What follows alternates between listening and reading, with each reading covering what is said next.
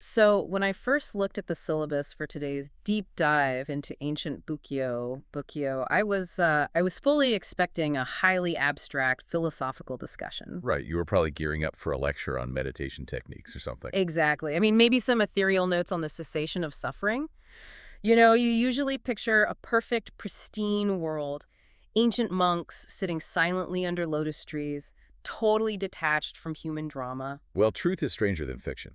Today, we are opening the mystery files on an unbelievable, scandalous incident that happened in the monastic order 2.5 millennia ago. And it completely shatters that peaceful illusion, doesn't it? Oh, we are absolutely shattering it today.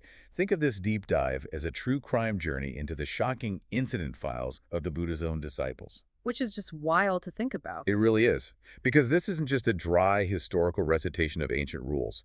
It is a swirling, dark drama of love, hate, toxic jealousy, and ultimately, murder. I am so ready for this. It is just so far removed from our modern association of peace and tranquility when it comes to ancient religions. Yeah, that modern association makes this history so jarring for people. Hmm. It's a case that forced the Buddha himself to step out of the role of a purely spiritual teacher. He essentially had to become the ultimate chief justice in a complex legal thriller. Wow. Okay, so how do we even get to a true crime scenario in an ancient monastery? Well, to understand that, we have to meticulously set the historical and sociological scene for you. We are in ancient India, roughly 2,500 years ago, Right.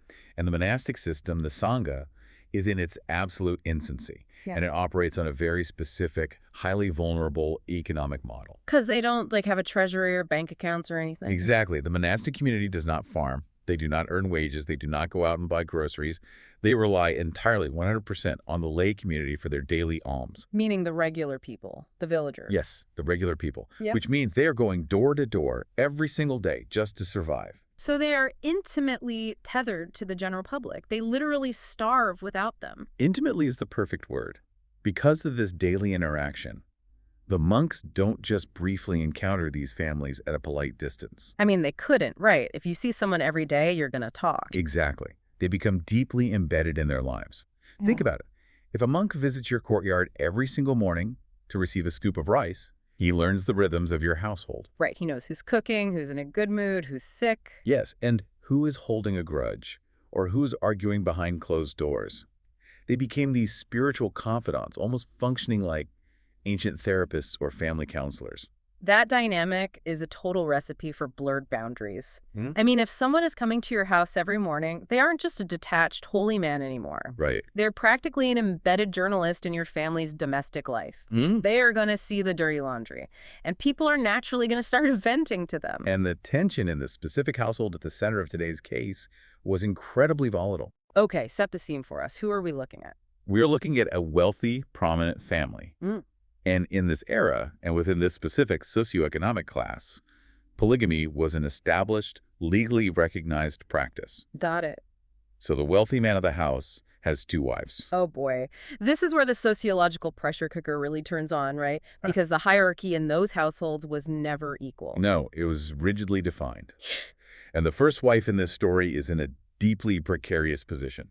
She is unable to have children. Which back then was a massive deal. It was everything. We really have to contextualize what this meant in ancient India. A woman's social standing, her economic security, her inheritance rights, and her overall value in the eyes of that patriarchal society.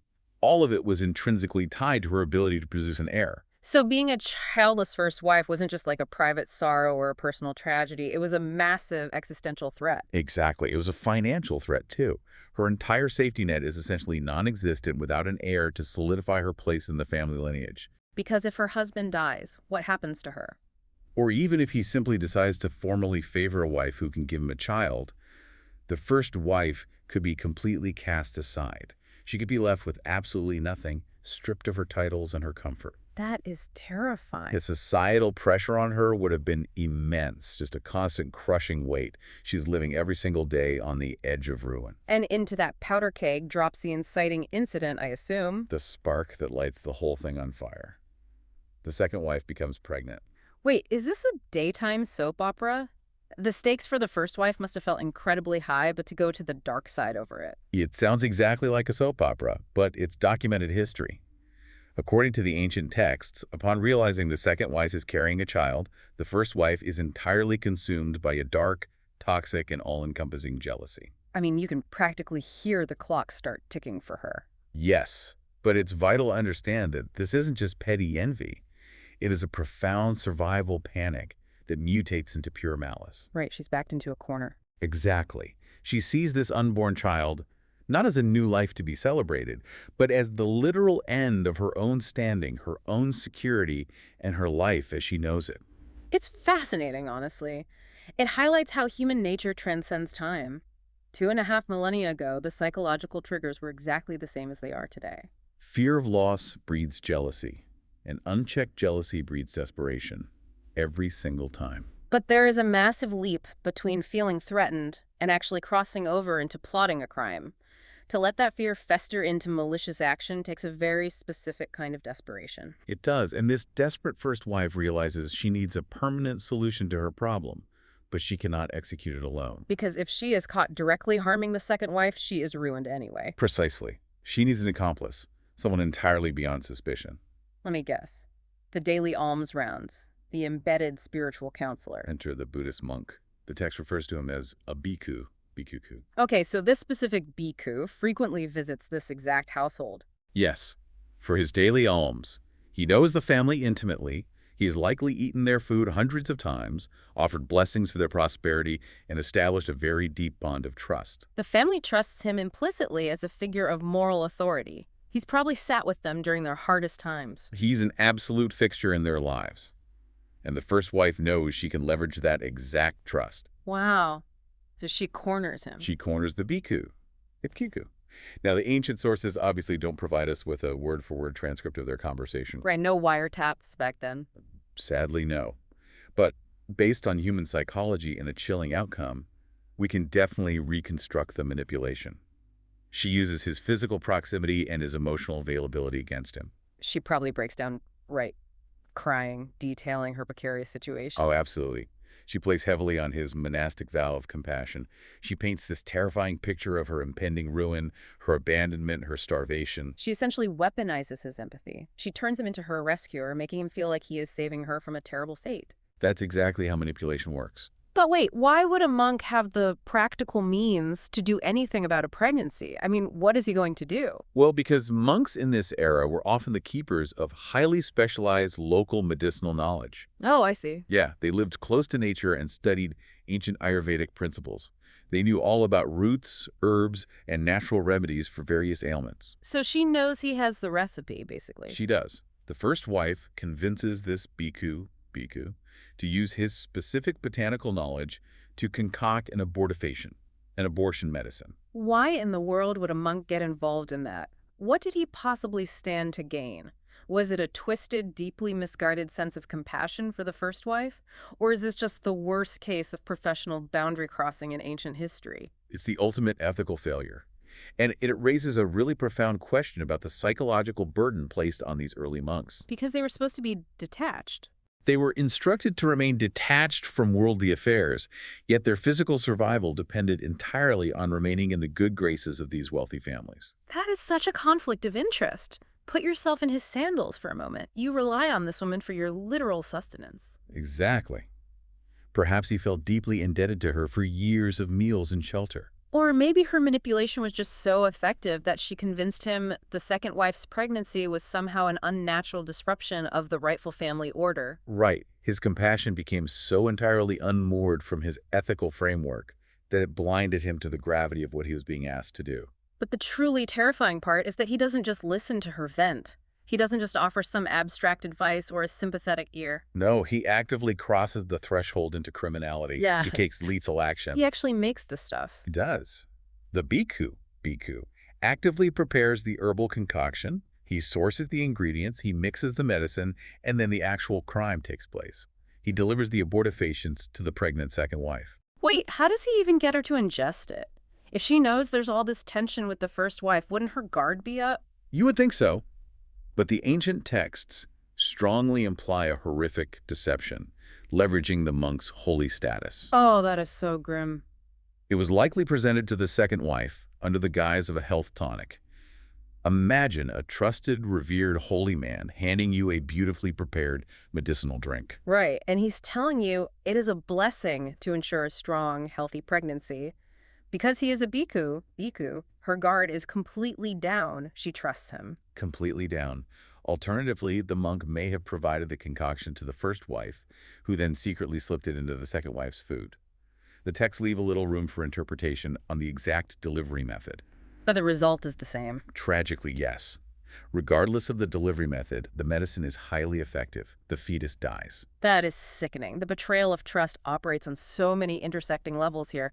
You have the betrayal of the sister wife within the home, and then the ultimate betrayal of the spiritual advisor exploiting his sacred authority. It is absolutely chilling. It is a profound, multi-layered tragedy. But you have to remember, a tragedy of this magnitude occurring within a prominent, wealthy, highly visible household does not stay quiet. Right, people talk. Always. And this brings us to the inevitable fallout. The second wife experiences sudden, traumatic physical distress.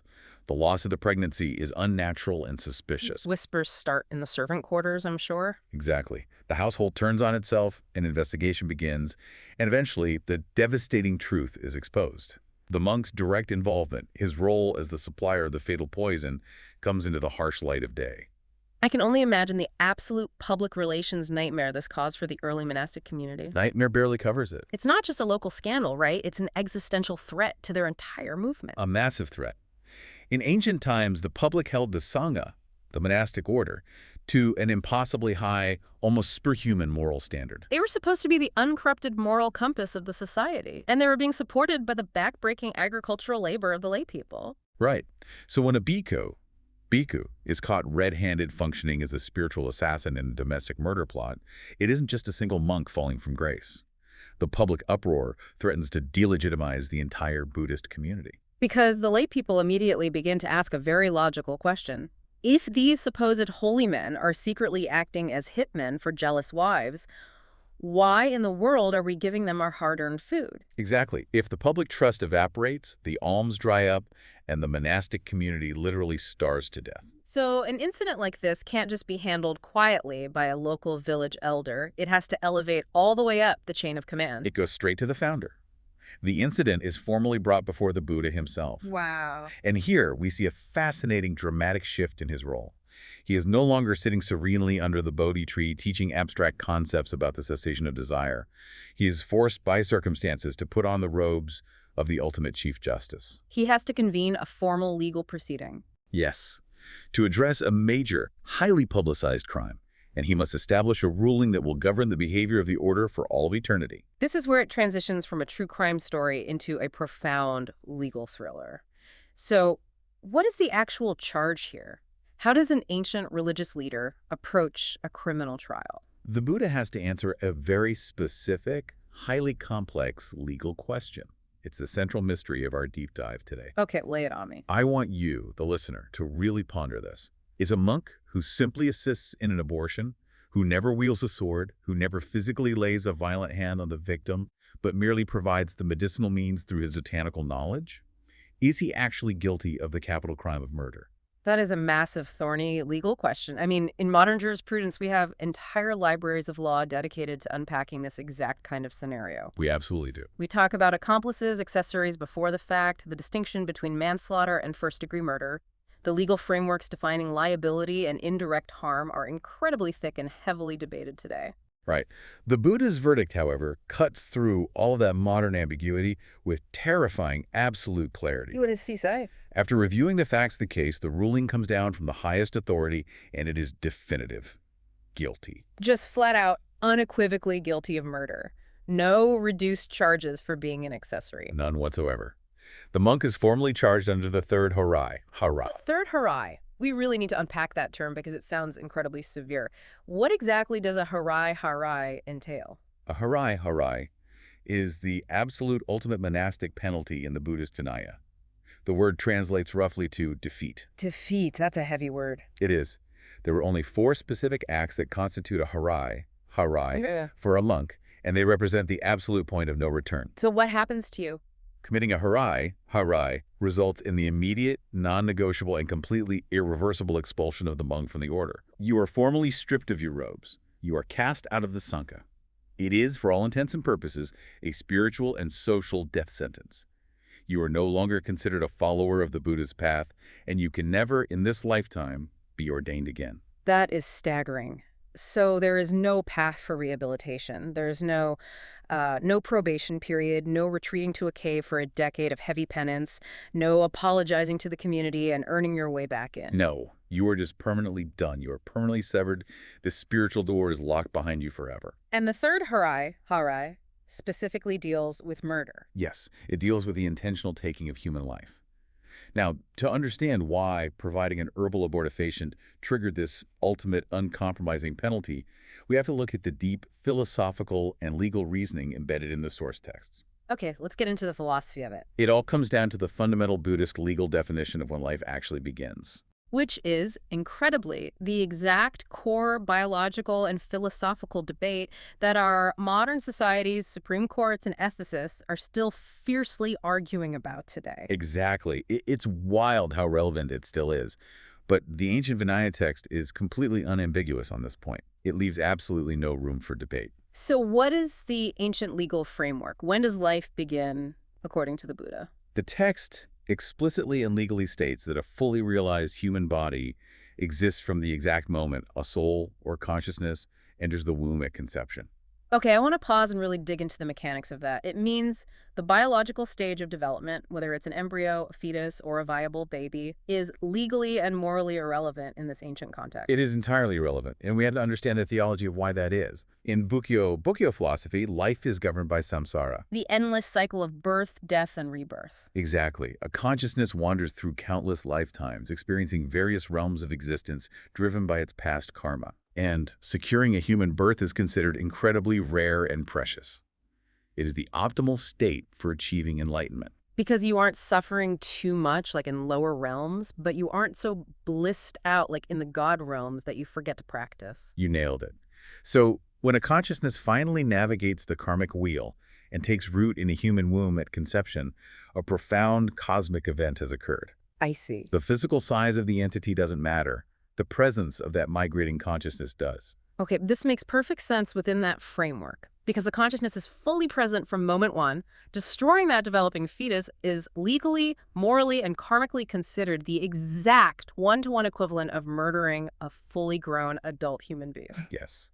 You are snuffing out a consciousness that had rightfully earned its human rebirth. So in the eyes of this 2,500-year-old law, the method doesn't matter. A medicinal concoction is treated with the exact same severity as a sword. He is a murderer. Exactly. In Buddhist law, karma is driven by volition, by intent. The method of destruction is entirely secondary to the intent to destroy. And the bhikkhu, provided the means with the clear volitional intent to destroy that migrating consciousness. Therefore, he bears the full karmic and legal culpability for the outcome. The third harai, falls upon him with devastating finality.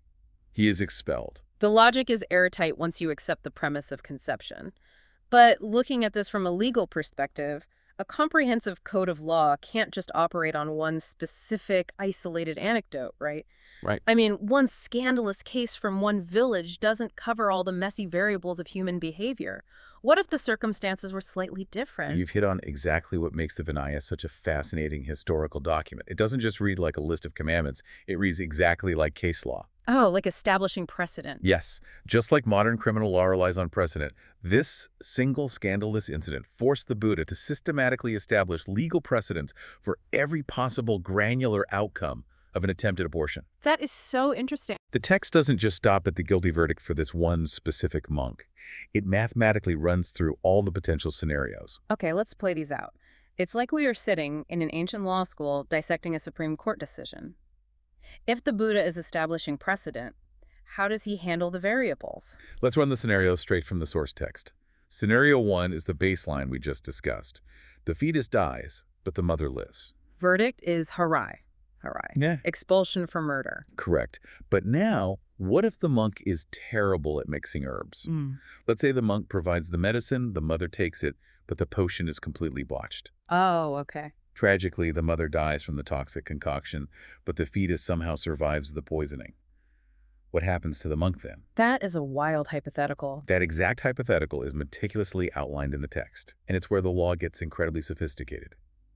In that scenario, where the intended victim lives, but the mother dies, the verdict drops from a harai to a churancha. A churancha. What exactly does that category of punishment look like? A churancha is a grave offense. It is a massive, serious transgression of the monastic code, but it is categorized differently than a harai. Why? A person still died. Because the intended victim, the fetus, the consciousness the monk actively willed to destroy, survived. Oh, I see. The Buddha's legal framework here essentially functions as a combined charge of attempted murder regarding the fetus and involuntary manslaughter regarding the mother. That is fascinating. A churancha requires heavy public penance, loss of privileges, and strict probation within the order, but it is not an automatic, irreversible expulsion. The monk gets to keep his robes, though his standing is permanently damaged. That is an unbelievable legal distinction for something written 2,500 years ago. It completely hinges on the specific intent of the perpetrator. It's all about the mental state. The monk intended to kill the fetus. He failed, so it's attempted murder. He did not possess the specific intent to kill the mother. Her death was an accidental collateral consequence of his primary crime. Therefore, because the intent doesn't perfectly align with the fatal outcome, he avoids the ultimate punishment of harai. You've perfectly summarized the genius of the Vinaya's legal reasoning right there. It shows a highly nuanced, rigorous understanding of intent versus outcome. Okay, give me another variation. Scenario 3. The medicine is taken, and both the mother and the fetus die. Well, that has to be the maximum penalty. You have the successful murder you intended, plus the horrific collateral death of the mother. It is absolute. The verdict is harai. The primary intent to murder was successfully executed, and the tragic death of the mother acts as a severe aggravating factor. The monk is expelled forever. Makes total sense. And finally, scenario 4. The medicine is taken, but it is completely ineffective. Neither the mother nor the fetus dies. The pregnancy continues normally. In a lot of early legal systems, that might be a no harm, no foul situation, right? Like if everyone is physically fine, maybe the monk just gets a stern talking to from the head monk. Not in Buddhist jurisprudence. Ooh. Remember, the law is fundamentally concerned with the spiritual corruption of the intent. Right, the volition. The malicious intent was fully formed, and the actionable step of providing the poison was taken. Therefore, the verdict is churancha. It is prosecuted purely as an attempted murder. It reads exactly like a modern criminal code differentiating between manslaughter, attempted murder, and first-degree murder. It's incredibly sophisticated. It really is. But, it's also so dark to realize that these early monks were encountering this exact type of domestic trauma frequently enough that they required a granular rule book to handle the legal fallout. And it gets even darker. Oh, great. Yeah. The text doesn't just limit liability to monks who physically mix potions. It also explicitly outlines cases of direct verbal involvement. Verbal involvement? Like what? Imagine this scenario. A pregnant woman approaches a monk. She isn't asking for medicine or herbs. She is simply asking for advice on how to physically induce a miscarriage herself. Wait, laypeople were approaching celibate monks for medical advice on how to self-induce an abortion. They were. Monks were viewed as learned men who understood the body and the natural world. They were the intellectuals of the village. I guess that makes sense. And the Vinaya text specifies that if a monk gives her actionable advice, the ancient texts explicitly mention chilling clinical phrases like instructing the woman to crush it or to heat it. If he gives her that verbal instruction and she follows it, and the fetus dies as a result. Let me guess. Even though he never physically touched her, even though he didn't source a single herb or mix a potion, the causal link is established purely through his words. Exactly. The monk is hit with the third harai, immediate expulsion for murder. Wow. In the eyes of the Buddha's law, his words were the deadly weapon that destroyed the migrating consciousness. The legal liability transfers perfectly through verbal instruction. That is so heavy. The burden of responsibility on their speech is absolute. It really strips away that romanticized, peaceful image of ancient monks sitting silently under trees, doesn't it? It shatters it completely. They weren't just meditating on the void. They were in the absolute trenches of ancient domestic life. They were dealing with the messiest, most dangerous, most desperate parts of human nature on a daily basis. They absolutely were. And this profound realization leads us to explore the broader scope of the Third Harai. There's Mark. Oh, yeah. The prohibition against intentionally taking human life went far beyond the specific, highly charged issue of abortion. The Buddha's definition of murder was terrifyingly comprehensive. What else does the text classify under this ultimate penalty of expulsion? If words can be weapons, how else could a monk commit murder without lifting a finger? The source material details a prohibition that is incredibly relevant even today. Inciting suicide is treated with the exact same legal and karmic severity as physical, bloody murder. Inciting suicide. How would a monk even find himself in a position to do that? I mean, what's the context there? You have to remember the core theological tenets of Bukkyo. Bukkyo. Monks spent their entire lives teaching about dukkha, the inherent suffering and unsatisfactoriness of physical life. Right. Life is suffering. Exactly. They taught that the physical body is impermanent, prone to disease, and that ultimate peace, nirvana, comes from escaping the endless cycle of rebirth. Okay, I'm following. Now imagine a monk is visiting a layperson who is profoundly physically sick, in agonizing pain, or maybe deeply clinically depressed. Oh no, I see where this is going. If the monk misuses this theology, if he sits beside this vulnerable person and begins to praise the beauty of death, that becomes a capital crime. It's the weaponization of the theology. Precisely.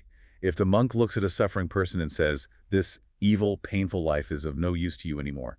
Your body is just a vessel of agony. Death is better. Death is a beautiful release." And the person is convinced by this holy man to take their own life. Yes. Or if the monk takes it a step further and actually hands them a weapon, or provides them with a rope, or hands them a poison. But wait, even if the monk genuinely believes he is operating out of compassion, like even if the monk thinks this person is in agony and I am helping them escape the pain of their current physical form so they can move on. Exactly. Even if the monk's twisted internal logic is rooted in a desire to end their suffering, the law is absolute and unforgiving. Wow. If the person dies by suicide based on that incitement or assistance, the monk is charged with the Third Harai. He is legally categorized as a murderer, and he is expelled forever. The intent to end the life supersedes the misguided compassion. That is a massive, incredibly prescient safeguard against spiritual abuse, because you really have to think about the power dynamic there. The power dynamic is everything. Right. A vulnerable, suffering layperson looks at a monk and sees a direct, infallible line to divine truth. If your neighbor tells you to end your life, you might ignore them. But if a revered holy man tells you your life is worthless, death is a better path, the vulnerable person might internalize that as a literal religious mandate. That is the exact psychological dynamic that Vinaya is desperately trying to prevent. It highlights the immense, crushing burden of wearing the monastic robe. It's a huge responsibility. It is. Why is the law so incredibly strict? Why is there zero tolerance?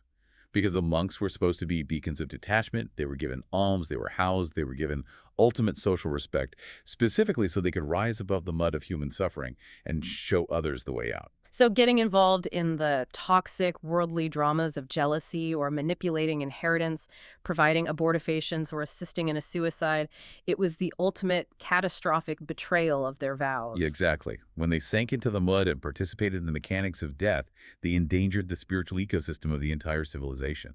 It's an incredible look into the gritty reality of maintaining a holy order. I mean, you can't just rely on high ideals and beautiful philosophies to keep people in line. No, you can't. Human nature is too messy. You need a strict, sophisticated, airtight legal framework to deal with the unavoidable fact that humans, even humans wearing holy robes, are profoundly flawed and capable of terrible things. And that is the enduring, magnificent legacy of the Vinaya. It is a testament to the Buddha's profound, unsentimental understanding of human frailty. He knew that proximity to suffering would tempt his followers, and he built a legal wall to protect both the monks and the public they served. Okay, let's zoom out and summarize this unbelievable journey. We started with a scenario that sounded exactly like a modern daytime soap opera. A very dark soap opera. A wealthy, ancient Indian household, an incredibly desperate, childless first wife terrified of losing her status, and a pregnant second wife. And that fear and jealousy metastasized into a literal murder plot. Right. And shockingly, a trusted local monk, a bhikkhu, who relied on the family for his daily food, became the accomplice.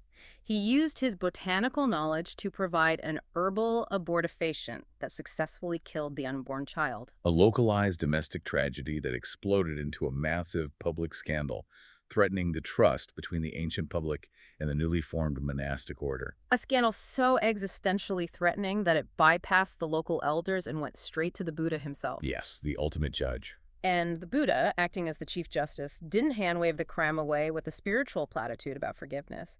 He ruled with absolute legal precision based on the mechanics of karma. Because life and consciousness begins at conception, destroying a fetus is the karmic equivalent of murdering an adult. And so he enacted the Third Harai, expelling the monk from the order forever. And from that single tragic incident, an entire complex legal code was born. The Buddha differentiated between murder, attempted murder, and manslaughter, introducing terms like charansha, and created a comprehensive legal framework that covered everything from botched herbal potions to verbally inciting suicide. It is a stunningly complex piece of jurisprudence, meant to keep the monks out of the dangerous, messy realities of human desperation. It is a remarkable achievement in ancient law. Truly. But as we close this file and step back from the legal brilliance of the text, I want to leave you, the listener, with a final haunting thought to ponder on your own. Oh, okay, let's hear it. We spend so much time focusing on the legal ruling, the intricate case law, and the tragic victim. But think about the aftermath. What actually happened to that specific monk after the gavel fell and the Harai was pronounced? Oh, wow. I hadn't thought about that. Imagine his new, terrifying reality. Stripped of his robes, exiled from the only community he knew, completely severed from his life's purpose. He couldn't just go back to the monastery and sleep in his cell. He was cast out. Right, he's just on his own. He had to walk back out into the very society, the very streets, where he was now universally known as the disgraced, defrocked accomplice to a high-profile, jealousy-fueled murder. His spiritual life was instantaneously over, and his social life was utterly ruined. He had no skills other than being a monk. That is bleak. How does a person survive that? How does one find any semblance of redemption after facing the ultimate irreversible expulsion? It's a haunting consequence of human frailty that echoes long after the ancient texts were written. Finally, we have a brief apology and a request here at AI Bud.